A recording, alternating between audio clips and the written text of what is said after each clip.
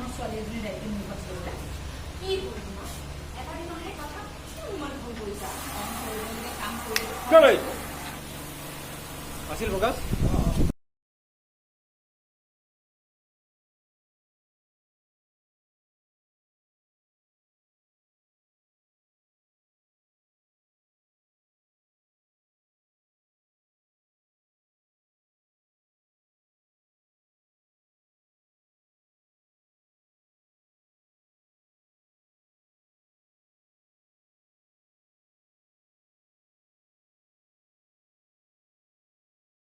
মই কালাৰ এইকেইটা এভইড কৰিব লাগে আৰু আপোনাৰ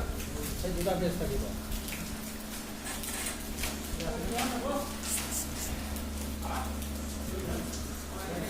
এই ব্লেক পেপাৰ লাষ্টত দিবি লাষ্টত নমৰ আগত